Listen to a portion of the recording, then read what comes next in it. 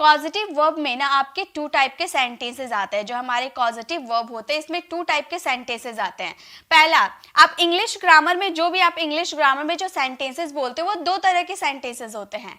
पहली स्थिति में सब्जेक्ट खुद काम करता है, ठीक है। पहली स्थिति, आप इंग्लिश ग्रामर में जब इंग्लिश बोलने की शुरुआत करोगे तो 2 तरह के ऐसे सेंटेंसेस बोलोगे जिसमें आप कंफ्यूज हो सकते हो। पहला जो सेंटेंस वो होता है जिसमें सब्जेक्ट खुद कार्य करता है, जैसे कि टेंसेस। टेंसेस हमारा ऐसा टॉपिक है जिसमें सब्जेक्ट खुद कार्य करता है, राइट। जैसे मैं पढ़ाती हूँ, तो मैं खुद पढ़ा रही हूँ ना, तो मैं सब्जेक्ट हूँ, मैं ही कार्य कर रही हूँ। रिया खाना बनाती है, तो रिया खुद खाना बनाती है, यानी कि सब्जेक्ट कार्य करता है। मोहन पानी भरता है, तो मोहन खुद पानी भरता है, यानी कि सब्जेक्ट हमारा मोहन है। जब इसकी इंग्लिश बनाने की बारी आती है तो हम बना लेते हैं। चलिए इसकी इंग्लिश बनाते हैं। मैं पढ़ाती हूँ, इसकी इंग्लिश कितनी सिंपली तरीके से हम बना लेंगे।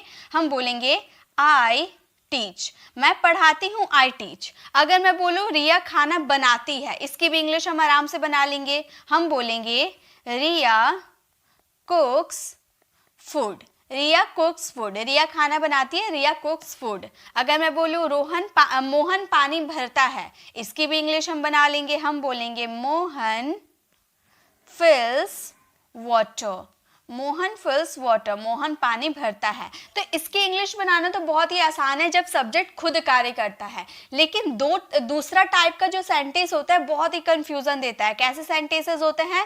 वैसे सेंटेंसेस होते हैं जब सब्जेक्ट किसी और से काम करवाता है, मतलब वो खुद काम नहीं करता है, सब्जेक्ट किसी और से काम करवाता है, लेकिन सब्जेक्ट ही किसी और से काम करवाता है। जैसे देखिए, मैं पढ़वाती हूँ।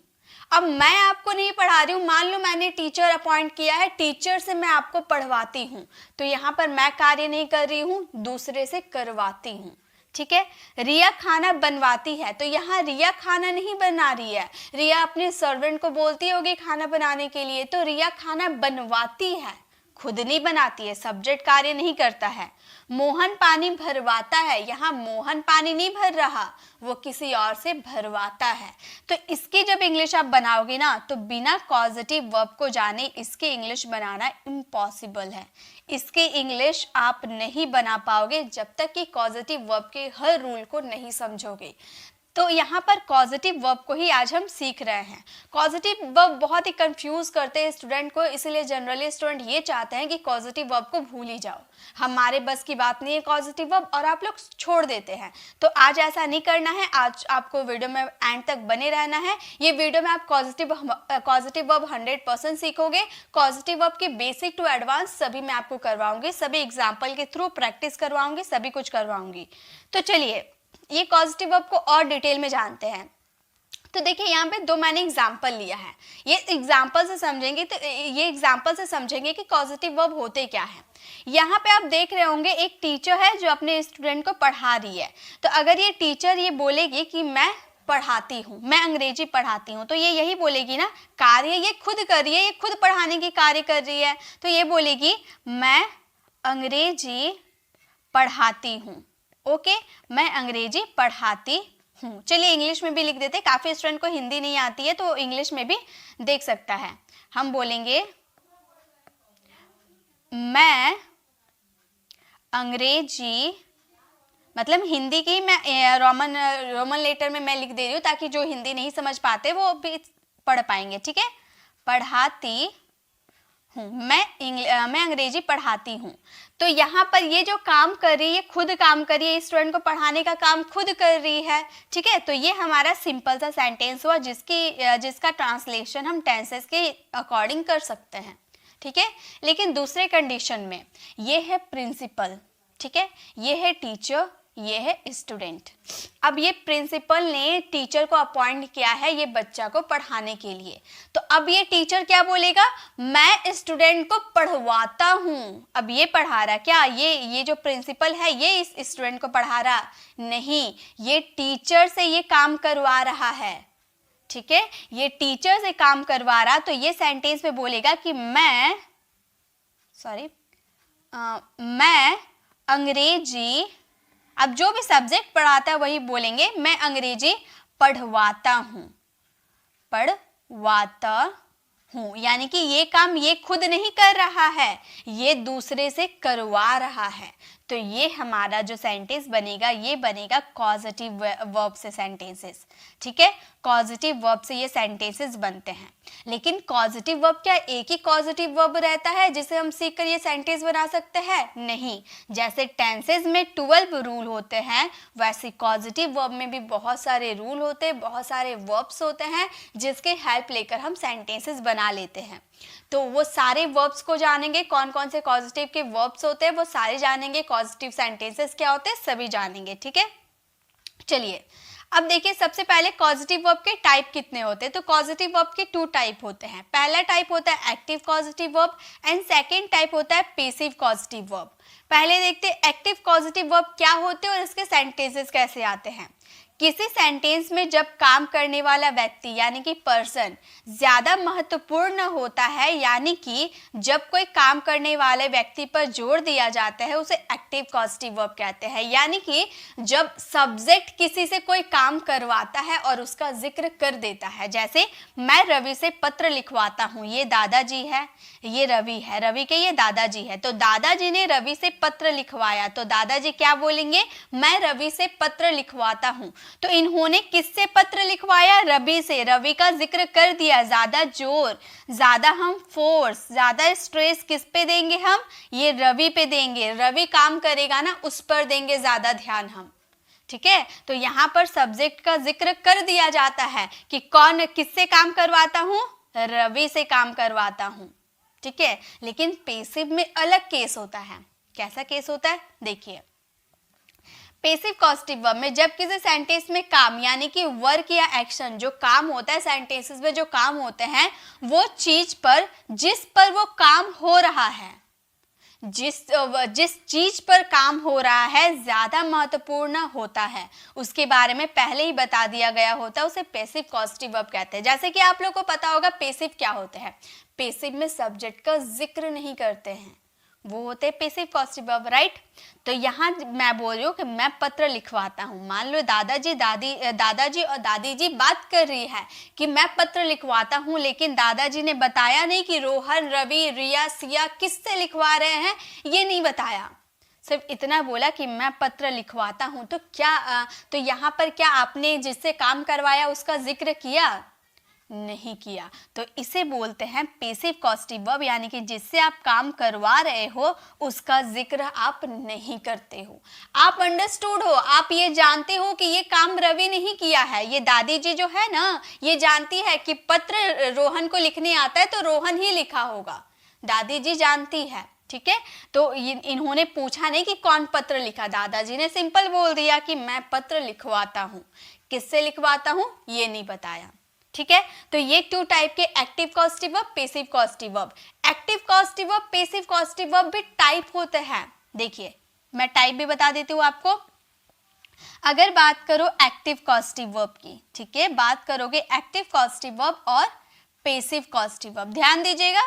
एक्टिव पॉजिटिव वर्ब आपके 5 होते हैं। ठीक है, एक्टिव पॉजिटिव वर्ब आपके 5 होते हैं।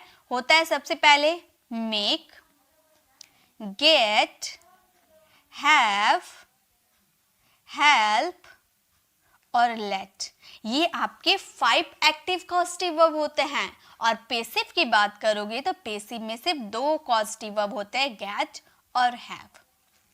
ठीक है, तो एक्टिव में हम 5 पॉजिटिव वर्ब को देखेंगे। एक्टिव बोल दे यानी कि वर्ब की फर्स्ट फॉर्म आएगी हमेशा, और पैसिव बोल दिए यानी कि वर्ब की थर्ड फॉर्म आएगी, क्योंकि पैसिव वाले सेंटेंसेस में तो हम जानते हैं कि वर्ब की थर्ड फॉर्म आती है, राइट। तो ये तो आपको समझ में आ गया एक्टिव पॉजिटिव वर्ब क्या होते हैं और पैसिव पॉजिटिव वर्ब कितने होते हैं, ये आपको समझ में आ गया। चलिए अब इसे हम डिटेल में सीखते हैं, इसे क्या कैसे होते हैं, सेंटेंसेस क्या होते हैं, क्या रूल होते हैं, क्या स्ट्रक्चर होता है, सभी हम डिटेल में समझते हैं। तो देखिए ये जो मैं आपको समझाने जा रही हूँ ना, इस पे थोड़ा ज्यादा ध्यान दीजिएगा। ठीक है, ये रूल को समझ गया ना तो बहुत काम आएगा। पॉजिटिव वर्ब, सबसे पहले यहाँ 5 पॉजिटिव वर्ब, पहले हम लोग एक्टिव की बात कर लेते हैं। ठीक है, एक्टिव की अब बात करें, पेसिव वाले बाद में देखेंगे, पेसिव वाले आप आराम से समझ जाओगे, पेसिव में कुछ है नहीं। तो एक्टिव वाले पे ध्यान दीजिए क्योंकि 5 एक्टिव पॉजिटिव वर्ब है आपके। सबसे पहले मेक, मेक का मतलब होता है करवाना। मेक का जब हिंदी मीनिंग, जैसे कि हम शुड का हिंदी मीनिंग जानते हैं तो शुड का मतलब होता है चाहिए, कैन का हिंदी मीनिंग देखने जाते हैं तो सकता है, तो वैसे ही मेक का हिंदी मीनिंग होता है करवाना। अब बोलोगे मैम गलत, मेक मतलब तो बनाना होता है। जी बिल्कुल, जब आप टेंस में इसका यूज करोगे मेक का तो बनाने के सेंस में यूज करना, लेकिन पॉजिटिव वर्ब के रूप में अगर मेक का यूज कर रहे हो तो करवाने के सेंस में मेक यूज होगा।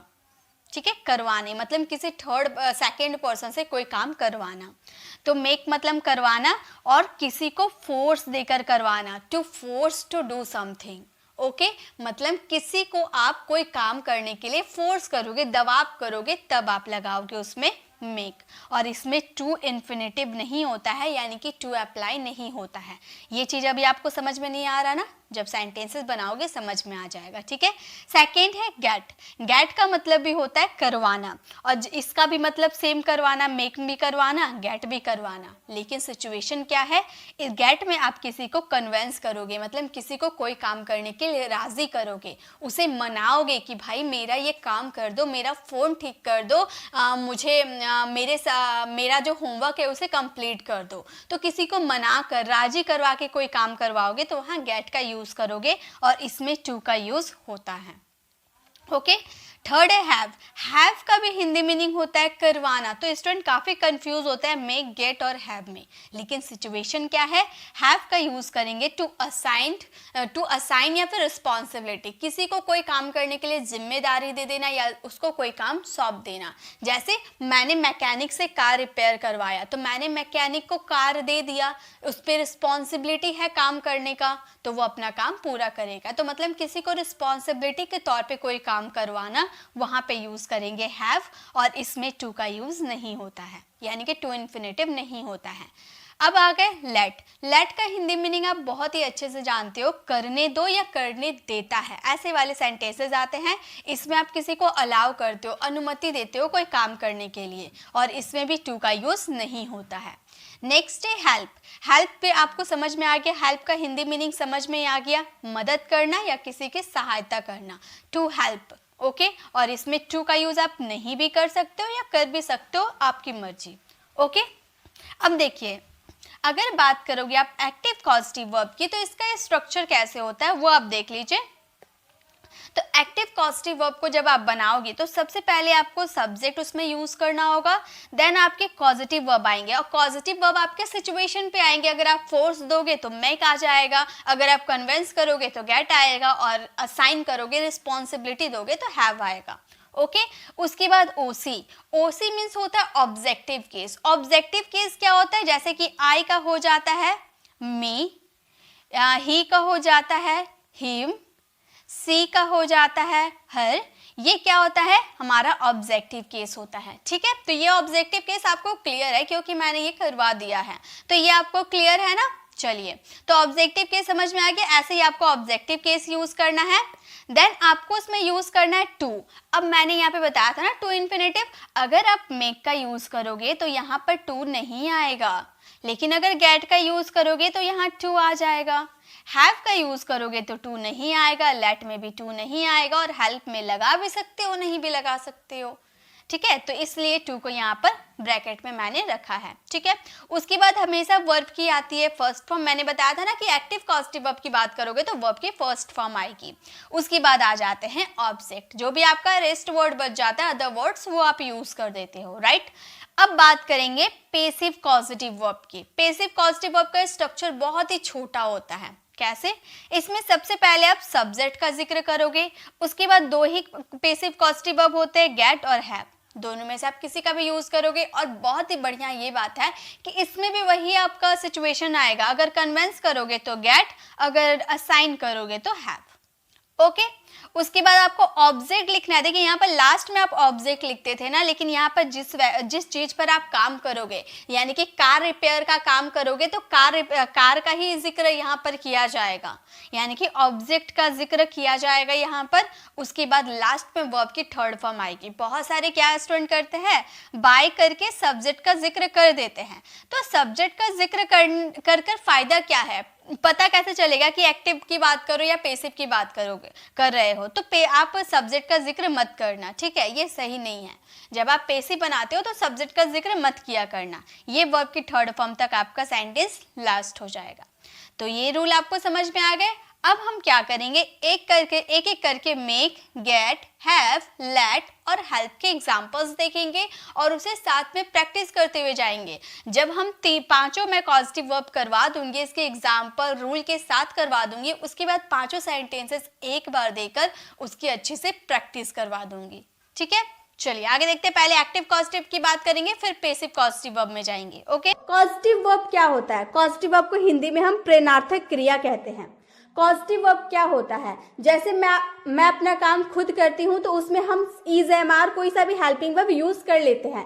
लेकिन जब किसी और से वो काम करवाता है ना, तो उसमें हम इज, एम, आर नहीं लगा सकते। उसमें हमें क्या लगाना होगा, make, get, have, let, help.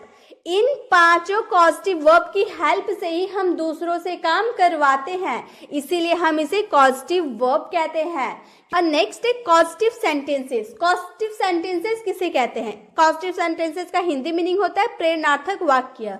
जैसे मेरी मम्मी ने मुझसे कपड़े धुलवाए, मेरी मम्मी ने नहीं धोए, किसी और से धुलवाए, मुझसे कपड़े धुलवाए। लेकिन कपड़ा धोने का जो कॉज है, कौन है? मम्मी है ना, मम्मी धुलवा रही है, तो उसका कॉज, कारण कौन है? मम्मी है। तो उसे ही हम कॉजेटिव सेंटेंसेस कहते हैं। समझ में आ गया? कॉजेटिव वर्ब ये है हमारा make, get, have, let, help. और कॉजेटिव सेंटेंसेस है जो काम करने का रीजन होता है। जैसे रोहन ने मुझे हंसाया, तो हंसाने का काम कौन कर रहा है? रोहन। हंसने का कॉज कौन है, कारण कौन है? रोहन। तो वही जो कारण है ना, उसे हम पॉजिटिव सेंटेंसेस कहते हैं। ये समझ में आ गया पॉजिटिव वर्ब क्या होता है, पॉजिटिव सेंटेंसेस क्या होता है। चलिए अब आगे बढ़ते हैं। देखिए पॉजिटिव वर्ब को हम दो भागों में डिवाइड करते हैं। पहला हो गया एक्टिव पॉजिटिव वर्ब और दूसरा हो गया passive positive verb. Active positive verb में 5 पॉजिटिव वर्ब होता है जो अभी हम लोगों ने देखा, make, get, have, let, help. Active positive verb है, इसमें हम जो भी सेंटेंसेस को बनाएंगे इन पांचों वर्ब का यूज करके हम जो भी सेंटेंसेस को बनाएंगे उसमें हमारा वर्ब का फर्स्ट फॉर्म ही यूज होगा।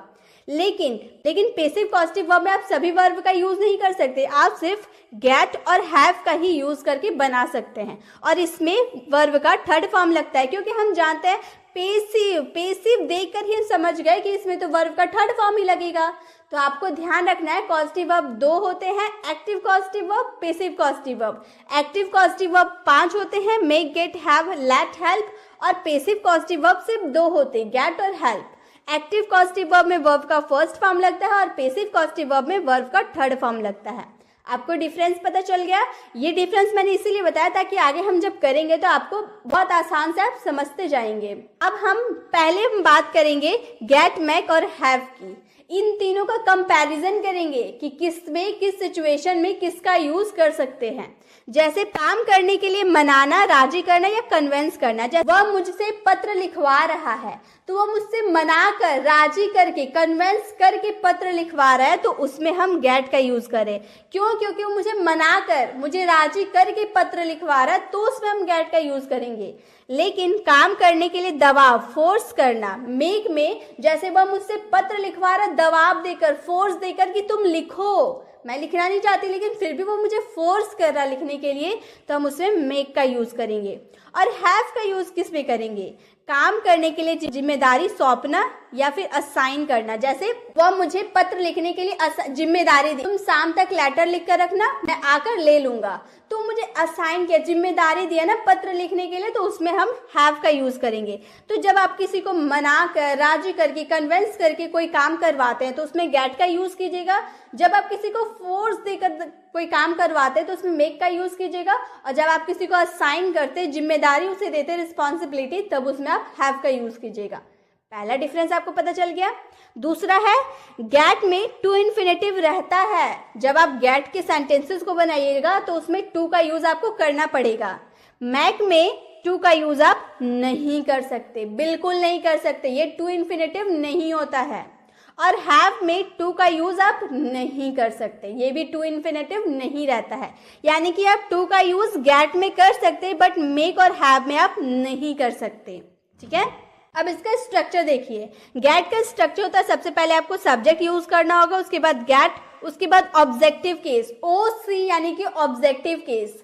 ठीक है, ऑब्जेक्टिव केस होता क्या है, किसे कहते हैं, ये मैं आपको आगे बताऊंगी। उसके बाद टू, देखिए गेट में हम लोगों ने देखा ना टू इन्फिनेटिव होता है, इसलिए टू का यूज हम लोग ने ऑब्जेक्टिव केस की बात किया। उसके बाद वर्ब का first form and the last object. Make का स्ट्रक्चर है सब्जेक्ट, उसके बाद मेक, उसके बाद ऑब्जेक्टिव केस, वर्ब का first form and the last object. Same है, बस टू हटा दिए हैं। हैव का है सब्जेक्ट, उसके बाद have plus objective case plus verb का first form and the last object. आपको इसमें भी ध्यान देनी होगी, जैसे मैंने यहाँ पर गेट बोला, यहाँ मेक बोला, यहाँ हैव बोला, जरूरी नहीं है कि सभी सेंटेंसेस में ये एक जैसे रहेंगे। ये जो गेट है ना, ये टेंस और सब्जेक्ट के अकॉर्डिंग चेंज हो जाएगा। अगर पास्ट की आप बात करें तो ये गॉट हो जाएगा। अगर आप थर्ड पर्सन सिंगुलर के साथ गेट का यूज करें तो वो गेट्स हो जाएगा, एस लग जाएगा। तो ये टेंस और सब्जेक्ट के अकॉर्डिंग चेंज हो जाएगा। सेम उसी तरह से मेक भी चेंज हो सकता है, सब्जेक्ट और टेंस के अकॉर्डिंग मेक भी चेंज हो सकता है, और हैव भी सब्जेक्ट और टेंस के अकॉर्डिंग चेंज हो सकता है। यानी कि तीनों सब्जेक्ट और टेंस के अकॉर्डिंग चेंज हो जाएगा। वो अभी हम सेंटेंस बनाएंगे टेंस का अकॉर्डिंग, तो आपको समझ में आ जाएगा कि इसका यूज हम किस तरह कर सकते हैं। सबसे पहले हम बात करेंगे कॉजेटिव वर्ब मेक की। Present simple, past simple and future simple में हम मेक का यूज कैसे कर सकते हैं। जैसे हमारा सेंटेंस है, वह मुझसे पढ़वाती है। अब मैंने क्या बताया था, आप किसी को जब हम कोई काम करने के लिए देते हैं तो उसे क्या करते हैं, मनाते हैं या फोर्स देते हैं या असाइन करते हैं। मेक में हम फोर्स देते हैं, दबाव डालते हैं कि तुम वो काम करो। तो मेक का क्या काम है, किसी को कोई काम करने के लिए फोर्स करना। वह मुझसे पढ़वाती है, फोर्स करके पढ़वाती है। सी मेक्स मी टीच। अब देखिए मैंने बताया था ना सब्जेक्ट के अकॉर्डिंग ये चेंज हो जाएगा। सी थर्ड पर्सन सिंगुलर है, इसलिए मेक का मेक्स हो गया। सी मेक्स मी टीच। अब मैंने क्या बताया था, ऑब्जेक्टिव केस होता क्या है ये भी मैं बताऊंगी। तो ऑब्जेक्टिव केस, ये जो मी आपको नजर आ रहा है यही हमारा ऑब्जेक्टिव केस है। OC यानी कि ऑब्जेक्टिव केस, मी, हिज, हर, हिम, ये सब हमारा ऑब्जेक्टिव केस होता है। जैसे यहाँ पर मैंने बोला ना मुझसे, मुझसे कौन हो गया, मुझसे का आई होता है ना। अगर मैं सब्जेक्ट होती आई यूज करती, लेकिन अगर आई का ऑब्जेक्टिव केस हमें यू लिखना हो तो हम उसमें मी का यूज करेंगे। ठीक है, सी मेक्स मी टीच। मैं आपसे बुलवाती हूँ, फोर्स देकर कि तुम बोलो, मैं आपसे बुलवाती हूँ। I make you speak. I हमारा थर्ड पर्सन सिंगुलर नहीं था, इसलिए हम लोगों ने मेक में कोई चेंजेस नहीं किया। आई मेक यू हमारा हो गया objective case, you speak verb का फर्स्ट फॉर्म। ये हमारा ऑब्जेक्ट नहीं है इसलिए ऑब्जेक्ट नहीं यूज किया। अगर ऑब्जेक्ट रहता, जैसे मैं आपसे इंग्लिश बुलवाती हूँ, I make you speak English, ये हमारा इंग्लिश ऑब्जेक्ट हो जाता है। तो यहाँ पर ऑब्जेक्ट है नहीं, हम चाहें तो यहाँ पर लगा सकते हैं। तो यहाँ पर ऑब्जेक्टिव केस यू जो आया ना, ये आपसे के लिए आया है। तो प्रेजेंट सिंपल में मेक का यूज कैसे करेंगे आपको समझ में आ गया। जब इसका हम पास्ट सिंपल में बनाएंगे, जैसे उसने मुझसे पढ़वाया, तो बोलेंगे सी मेड मी टीच। यहाँ पर देखिए पास्ट सिंपल में हम सब्जेक्ट के बाद डायरेक्ट सेकेंड फॉर्म यूज करते हैं ना, इसलिए मेक का second form made. Third form भी मेड होता है, लेकिन यहाँ पे हम लोग ने सेकेंड फॉर्म यूज किया, मेक का मेड। सी मेड मी टीच। अब मी क्या है आपको समझ में आ गया होगा, तो ये मैं बार बार नहीं बता रही। मैंने आपसे बुलवाया, I made you speak, I made you speak. अब फ्यूचर सिंपल में हम कैसे बनाएंगे, वह मुझसे पढ़वाएगी। फ्यूचर में, अभी उसने मुझसे पढ़वाया नहीं है, वो मुझसे फ्यूचर में पढ़वाएगी। सी विल मेक मी टीच। अब हम ये तो जानते हैं कि फ्यूचर सिंपल में विल लगता है, इसलिए हम लोगों ने विल लगाया। विल प्लस वर्ब का first form, she will make me teach. मैं आपसे बुलवाऊंगी, I will make you speak, I will make you speak. तो प्रेजेंट सिंपल, पास्ट सिंपल और फ्यूचर सिंपल में कैसे हम मेक का यूज करेंगे आपको समझ में आ गया। चलिए आगे हम लोग टेंस के अकॉर्डिंग और भी मेक का यूजेस को सीखने वाले हैं। अब है कॉन्टिन्यूअस में हम मेक का यूज कैसे कर सकते हैं। Present continuous, past continuous and future continuous. मैं आपसे पढ़वा रही हूँ, प्रेजेंट में मैं आपसे पढ़वा रही हूँ, कंटिन्यू चल रहा है, पढ़वाने का काम जो है कंटिन्यू चल रहा है। तो मैं बोलूंगी I am making you teach, I am making you teach. I के बाद हम लोगों ने एम का यूज किया, क्यों? क्योंकि हम यहाँ पर रहा हूँ, रहे हैं में आता है ना is am are plus verb में आईएनजी, उसी के according is am are plus verb में आईएनजी। मेक तो हमारा वर्ब है, कॉजेटिव वर्ब है, इसीलिए इसमें आईएनजी हम लोगों ने लगाया। मैं आपसे पढ़वा रही हूँ, आई एम मेकिंग यू टीच। वह मुझसे लिखवा रही है, फोर्स देकर मुझसे लिखवा रही है, he is making me right, he is making me right. Past continuous में कैसे बनाएंगे? मैं आपसे पढ़वा रही थी, पास्ट में मैं आपसे पढ़वा रही थी, I was making you teach, I was making you teach. वह मुझसे लिखवा रही थी, he was making me right, he was making me right. Future continuous में कैसे बनाएंगे? मैं आपसे पढ़वा रही होंगी, फ्यूचर में होंगी, गागेगी, फ्यूचर की बात कर रहे हैं ना, तो बोलेंगे I will be making you teach. यहाँ पर विल बी का यूज होता है, कॉन्टिन्यूअस फ्यूचर कॉन्टिन्यूअस में विल बी का यूज होता है प्लस वर्ब में आईएनजी। उसी तरह से हम लोगों ने यूज किया, I will be making you teach. वह मुझसे लिखवा रहा होगा, he will be making me right, he will be making me right. तो कॉन्टिन्यूअस में हम तो प्रेजेंट कॉन्टिन्यूअस, पास्ट कॉन्टिन्यूअस और फ्यूचर कॉन्टिन्यूअस में मेक का यूज कैसे करेंगे ये भी आप लोगों ने जान लिया। चलिए अब आगे बढ़ते हैं। अब है present perfect, past perfect and future perfect में मेक का यूज। मैंने आपसे पढ़वा लिया, मतलब मेरे पढ़ाने का जो काम है ना कंप्लीट हो गया। परफेक्ट में ऐसे ही तो सेंटेंसेस आते हैं जो कंप्लीट हो चुके होते हैं। तो मैं बोलूंगी मैंने आपसे पढ़वा लिया है, I have made you teach. यहाँ पर क्या होता है, हैज हैव के बाद डायरेक्ट वर्ब का थर्ड फॉर्म यूज होता है। तो ये जो हमारा है ना, ये वर्ब का थर्ड फॉर्म है। सेकेंड मत समझिए, ये वर्ब का थर्ड फॉर्म है। I have made you teach. मैंने आपसे पढ़वा लिया था, पास्ट में मैंने आपसे पढ़वा लिया था, I had made you teach, I had made you teach. Future perfect में मैं आपसे पढ़वा चुकी होंगी, फ्यूचर में मैं आपसे पढ़वा चुकी होंगी, आई will have made you teach, I will have made you teach. Present perfect, past perfect और फ्यूचर परफेक्ट में हम कैसे मेक का यूज करेंगे ये भी आप लोगों ने जान लिया। तो इसी के साथ हम लोगों ने मेक का यूज सिंपल में देखा, कॉन्टिन्यूअस में देखा और परफेक्ट में देखा, और कैसे यूज करना है वो भी हम लोगों ने देख लिया। अब जैसे आप टेंस में नेगेटिव और इंट्रोगेटिव सेंटेंसेस बनाते हैं ना, उसी तरह से आप इसमें भी नेगेटिव और इंट्रोगेटिव सेंटेंसेस को आसानी से बना सकते हैं। चलिए अब आगे बढ़ते हैं। अब है गेट। गेट का यूज हम present simple, past simple and future simple में देखने वाले हैं। जैसे मैंने कहा, वह मुझसे पत्र लिखवाती है, ता है ती है यानी कि प्रेजेंट सिंपल है। वह मुझसे पत्र लिखवाती है, she gets me to write a letter. अब इसका स्ट्रक्चर क्या था, सब्जेक्ट था, उसके बाद गेट था। गेट में हम लोग एस इसीलिए लगाए क्योंकि ये थर्ड पर्सन सिंगुलर है, सी हमारा थर्ड पर्सन सिंगुलर है। उसके बाद ऑब्जेक्टिव केस, उसके बाद टू इन्फिनेटिव था ये, इसीलिए टू का यूज किए, और उसके बाद वर्ब का first form. She gets me to write a letter, वह मुझसे पत्र लिखवाती है। मैं आपसे बुलवाती हूँ, I get you to speak, I get you to speak. Past simple में गेट का यूज करेंगे, वह मुझसे पत्र लिखवाती थी, पास्ट में वह मुझसे पत्र लिखवाती थी। She got me to write a letter, she got me to write a letter. मैं आपसे बुलवाती थी, I got you to speak, I got you to speak. वह मुझसे पत्र लिखवाएगी, she will get me to write a letter, she will get me to write a letter. मैं आपसे बुलवाऊंगी, I will get you to speak, I will get you to speak. मैं आपसे बुलवाऊंगी। तो जब आपको प्रेजेंट सिंपल, पास्ट सिंपल या future simple में गेट का यूज करना होगा तो आप इस तरह से कर सकते हैं, आसानी से, बहुत ही आसान है। मैंने टेंस के हिसाब से इसीलिए आपको बताया ताकि आप आसानी से सारे सेंटेंसेस को कैसे फ्रेम करना है आप सीख पाए। अगर आपको वीडियो अच्छी लग रही है तो वीडियो को लाइक जरूर करें और इसे ज्यादा से ज्यादा लोगों को शेयर करें ताकि सभी अंग्रेजी सीख पाए। चलिए आगे बढ़ते हैं। अब हम सीखेंगे गेट का use present continuous, past continuous and future continuous में हम कैसे करेंगे। वह मुझसे पत्र लिखवा रही है, कंटिन्यू चल रहा है ना, वह मुझसे पत्र लिखवा रही है। She is getting me to write a letter, she is getting me to write a letter. वह मुझसे पत्र लिखवा रही थी, she was getting me to write a letter, she was getting me to write a letter. वह मुझसे पत्र लिखवा रही होगी, she will be getting me to write a letter. तो इसी तरह से आप गेट का use present continuous, past continuous और फ्यूचर कॉन्टिन्यूअस में आसानी से कर सकते हैं, कोई दिक्कत नहीं है, कोई कंफ्यूजन नहीं है। आगे बढ़ते हैं। अब गेट का यूज हम देखेंगे present perfect, past perfect and future perfect में। जैसे अगर हमें कहनी हो उसने मुझसे पत्र लिखवा लिया है, मतलब कंप्लीट हो चुका है पत्र लिखवाने का काम, तो उसने मुझसे पत्र लिखवा लिया है। He has got me to write a letter, he has got me to write a letter, he third person singular है इसलिए हम लोगों ने हैज का यूज किया। He has got me to write a letter.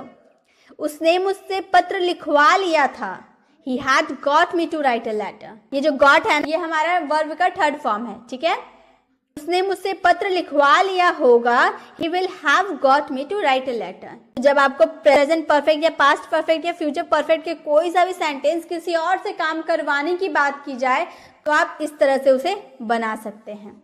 मैंने आपको टेंस के अकॉर्डिंग बता दिया। मेक के यूजेस को जान लिए, गेट के यूजेस को जान लिए, अब जानते हैव के यूजेस को। अब हैव को जानने से पहले आप ये बताइए, आपको मैंने जो कंपैरिजन बताया था आपको याद है? मैंने क्या बताया था? हैव का क्या काम है? जब आप किसी को जिम्मेदारी देते हो कोई काम करने की, उसे असाइन करते हो कि भाई तुम ये काम करो, ये टाइम पे हो जाना चाहिए ये काम, तो उसमें हम हैव का यूज करते हैं। तो इसका यूज हम पहले present simple, past simple and future simple में कैसे करेंगे वो देखते हैं। मैं आपसे पत्र लिखवाती हूँ, असाइन करके जिम्मेदारी देकर मैं आपसे पत्र लिखवाती हूँ। I have you write, I have you write, मैं आपसे पत्र लिखवाती हूँ। मैंने आपसे लिखवाया, पास्ट में मैंने आपसे लिखवाया, I had you write, I had you write. यहाँ पे गाइज राइट का स्पेलिंग WRIT होगा।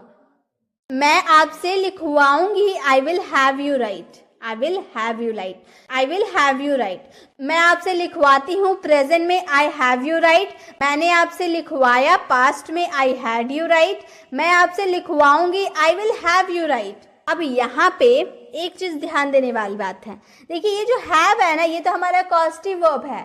आई की जगह हमारा थर्ड पर्सन सिंगुलर रहता तो हैव हैज में बदल जाता।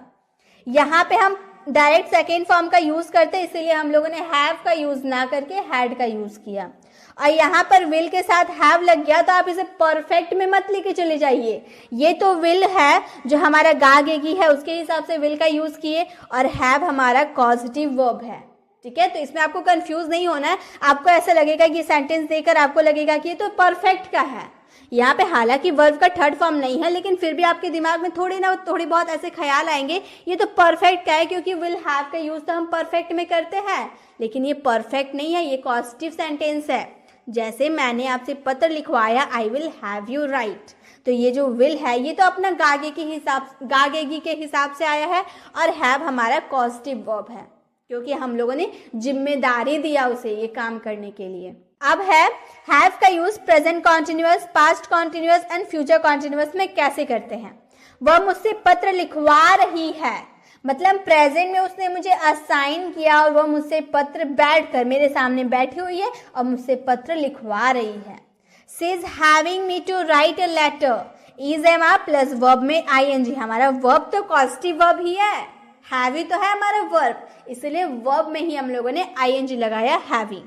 She is having me to write a letter, वह मुझसे पत्र लिखवा रही थी, पास्ट में she was having me to write a letter, she was having me to write a letter, वह मुझसे पत्र लिखवा रही होगी फ्यूचर में, she will be having me to write a letter, she will be having me to write a letter।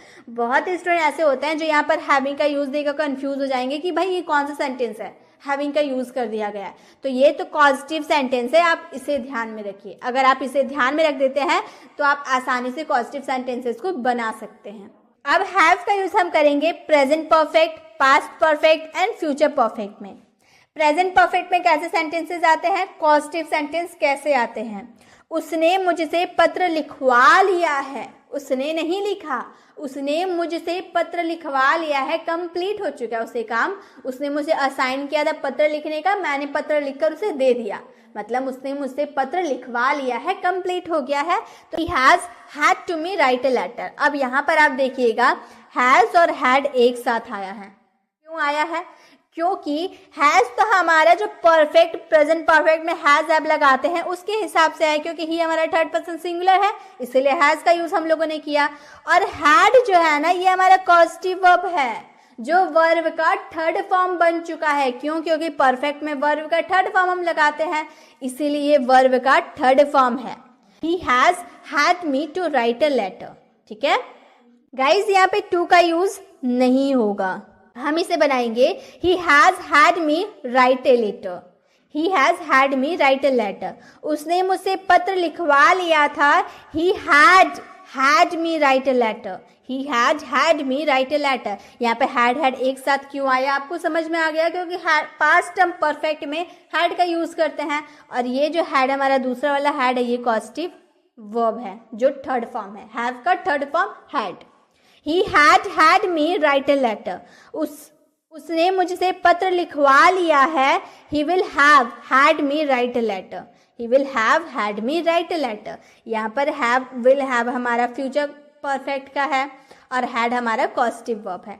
तो I hope आपको ये भी समझ में आ गया प्रेजेंट परफेक्ट, पास्ट परफेक्ट और फ्यूचर परफेक्ट में कैसे हैव का यूज करना है. आपको कंफ्यूज नहीं होना है, आपको बस एक बार और अच्छे से देख लेना है, उसके बाद क्लियर हो जाएगा. अगर इस यहाँ पे टू का यूज गलती से हो गया था, यहाँ पर टू का यूज नहीं होता. हम लोगों ने स्टार्टिंग में ही देखा कि गेट में ही टू का यूज हम कर सकते हैं, मेक और हैव में टू का यूज नहीं होता है. ठीक है, चलिए अब आगे बढ़ते हैं.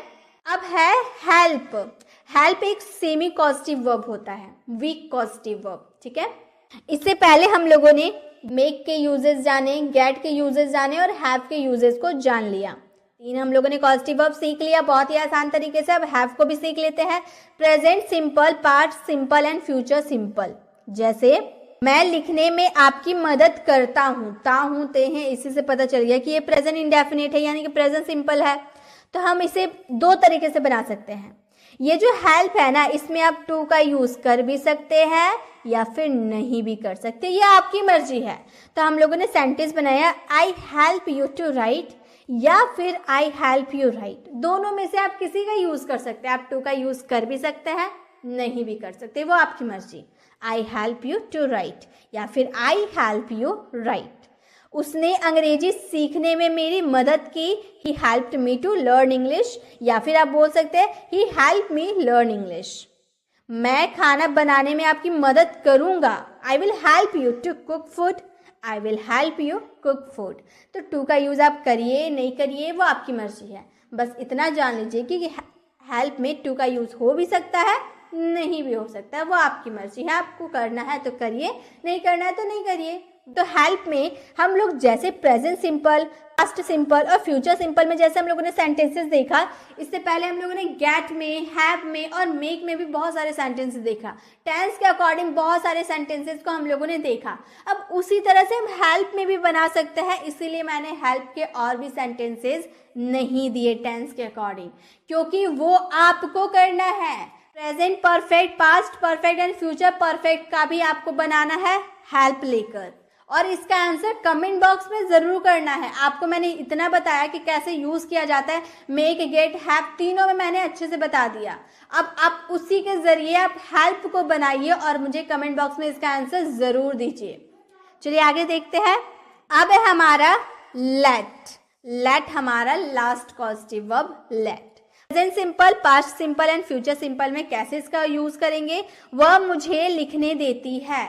मतलब ये जो लेट है ना, इसका यूज आप पहले से जानते होंगे. जैसे कोई काम करने देना, मैं उसे खेलने देता हूँ, पापा मुझे खेलने देते हैं, वो मुझे आइसक्रीम खाने देता है, वो मुझे लिखने देता है. तो इस तरह के जो करने देता है जब बोलते हैं ना, उसमें हम लेट का यूज करते हैं. तो हम यहाँ क्या बोल रहे हैं, वो मुझे लिखने देती है. See let's me right. See let's me right. यहाँ भी लेट अपने टेंस और सब्जेक्ट के अकॉर्डिंग चेंज हो जाएगा. चाहे पांचों पॉजिटिव वर्ब मैंने बताया, पांचों पॉजिटिव वर्ब टेंस और सब्जेक्ट के अकॉर्डिंग वो चेंज हो जाएगा. मैं उसे पढ़ने नहीं देता हूँ, इंट्रोगेटिव नेगेटिव सेंटेंस, मैं उसे पढ़ने नहीं देता हूँ. I do not let him study. या फिर आप डू नॉट का कॉन्ट्रैक्शन में बोल सकते हैं I don't let him study. तुमने मुझे बोलने दिया. You let me speak. Past simple, तुमने मुझे बोलने दिया. You let me speak. यहाँ जो आप लेट को देख रहे हैं ना, ये एक्चुअली वर्ब का सेकंड फॉर्म है, ये वर्ब का फर्स्ट फॉर्म है. लेकिन ये जो पास्ट सिंपल में हम जानते हैं कि वर्ब का सेकंड फॉर्म यूज करते हैं, इसीलिए जो लेट है ना सेकंड फॉर्म है. लेट का फर्स्ट यूज भी फर्स्ट फॉर्म भी लेट, सेकंड फॉर्म भी लेट और थर्ड फॉर्म भी लेट, यानी कि तीनों फॉर्म लेट होते हैं. इसलिए थोड़ी सी कंफ्यूजन होती है, लेकिन आप ध्यान दीजिए ये सेकंड फॉर्म, पास्ट सिंपल में सेकंड फॉर्म का यूज होता है. यू लेट मी स्पीक, मैंने उसे खेलने नहीं दिया. I didn't let him play. Future simple, मैं आपको पढ़ने दूंगी. फ्यूचर में मैं आपको पढ़ने दूंगी। I will let you study. I will let you study. मैं आपको जाने नहीं दूंगी। I will not let you go. I will not let you go. तो इस तरह से आप लेट का यूज कर सकते हैं। Present simple, past simple and future simple बहुत आसान है। अगर आप सबसे इंपॉर्टेंट जो है ना, गेट, मेक और हैव, इसी तीन में कंफ्यूजन होती है। क्यों? क्योंकि तीनों का हिंदी मीनिंग कुछ करवाना होता है। करवाने के सेंस में तीनों का यूज करते हैं। इस गेट और हैव को समझनी पड़ती है। हेल्प का मतलब मदद होता है, ये तो आप जानते हैं। और लेट का मतलब किसी को कोई काम करने देना। लेट और हेल्प तो आसानी से समझ में आ जाता है सेंटेंस को देखकर, लेकिन जो हैव, मेक और गेट है ना, इसमें कंफ्यूजन होती है। तो आई होप आज के बाद आपको कंफ्यूजन नहीं होगी। क्यों? क्योंकि आपको ध्यान रखनी है, मेक का यूज आप तब करिएगा जब आप किसी को फोर्स करके कोई काम करवाइएगा। गेट का यूज आप तब करिएगा जब आपको किसी को मना कर काम करना होगा, उसे कन्वेंस करके कोई काम करवाना होगा, तब आप गेट का यूज कीजिएगा। और जब आप किसी को असाइन कर रहे कोई काम करने के लिए, उसे जिम्मेदारी दे रहे हैं, तो उसमें हैव का यूज कीजिएगा। बस ये सब आपके सेंटेंस पे डिपेंड करता है कि आप किस समय किस ढंग से बोल रहे हैं। बस उतना आपको समझ में आ जाएगा, आप सब समझ जाएंगे। चलिए आगे बढ़ते हैं। एक्टिव कॉजेटिव वर्ब की बात हो गई, अब पेसिव कॉजेटिव वर्ब को देखते हैं। पेसिव कॉजेटिव वर्ब, इसमें हम कौन से वर्ब का यूज करते हैं? वर्ब का थर्ड फॉर्म का यूज करते हैं। क्यों? क्योंकि ये हमारा पेसिव सेंटेंस है ना, इसीलिए। अब इसमें मैं आपको एक बात अच्छे से क्लियर कर दूं, पेसिव और एक्टिव में आप पहचाने कैसे कि ये एक्टिव वाले सेंटेंसेस है, ये पेसिव वाले सेंटेंसेस है। इसमें क्या है, मैं बाल कटवाती हूँ, इसमें भी तो हम दूसरे से काम करवा रहे हैं ना। और एक्टिव कॉजेटिव वर्ब में भी हम दूसरे से काम करवा रहे हैं। तो आप कैसे पहचानेगा कि कब इस स्ट्रक्चर को फॉलो करना है और कब एक्टिव कॉजेटिव वाले स्ट्रक्चर को फॉलो करना है? बहुत कंफ्यूजन है ना। तो आप मेरी बातों को अगर ध्यान से सुन लेते तो कोई कंफ्यूजन नहीं होगी। जैसे मैंने एक सेंटेंस बोला, मैं उससे पानी भरवाती हूँ। मैंने बोला मैं उससे पानी भरवाती हूँ, तो मैं जो किससे काम करवा रही, उससे काम करवा रहे ना, तो ज्यादा फोकस किस पे दिया जा रहा है? उस पे जो पानी भर रहा है। मैं राम से पानी भरवाती हूँ, तो राम पर फोकस किया जा रहा है। राम पे सारा सबसे ज्यादा फोकस किस पे किया जा रहा है? राम पे किया जा रहा है, पानी भरने पे नहीं कर रहे। राम पे फोकस करे कि मैं राम से पानी भरवाती हूँ। तो ये होता है एक्टिव कॉजेटिव। अब पेसिव कॉजेटिव क्या होता है? तो पेसिव पॉजिटिव होता है, जैसे मैंने बोला मैं पानी भरवाती हूँ, किससे भरवाती हूँ? मैंने बोला नहीं, राम का तो जिक्र भी मैंने नहीं किया, मैंने सिर्फ बोला मैं पानी भरवाती हूँ। सारा फोकस पानी भरवाने पे दिया जा रहा है। कौन पानी भर रहा है उससे कोई मतलब नहीं है, सारा फोकस पानी भरने पे जब दिया जाता है तो उसमें पेसिव पॉजिटिव वर्ब का यूज होता है।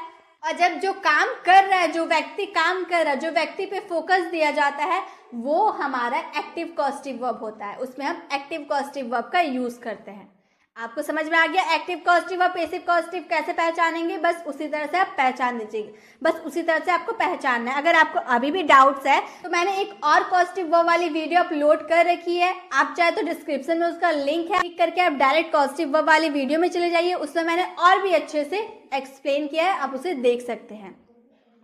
तो यहाँ हम बात करते हैं एक्टिव पॉजिटिव वर्ब के स्ट्रक्चर की। सबसे पहले आपको सब्जेक्ट यूज करना होगा, उसके बाद get, gets, got, will get, ये सब जो गेट, विल, ये सब लिखा हुआ है ना, ये आपके टेंस और सब्जेक्ट के अकॉर्डिंग यूज होगा। आपको बस याद रखना है कि गेट का यूज करना है, बाकी आप टेंस और सब्जेक्ट के अकॉर्डिंग आप आराम से चेंज कर सकते हैं। उसके बाद ऑब्जेक्ट, उसके बाद वर्ब का थर्ड फॉर्म, उसके बाद बाय डूअर। अगर आप बाय डूअर यानी कि जो व्यक्ति से आप काम करवा रहे हो उसका जिक्र करना चाहते हैं तो लास्ट में कर सकते हैं, अगर नहीं करना चाहते तो मत करिए, कोई फर्क नहीं पड़ेगा, क्योंकि इसमें सारा फोकस हम काम करने पर देते हैं। कौन काम कर रहा है उससे हमें कोई मतलब ही नहीं है, हमें सारा फोकस काम करने पे दिया जाता है, इसीलिए हम डायरेक्ट गेट के बाद ऑब्जेक्ट लगाते हैं।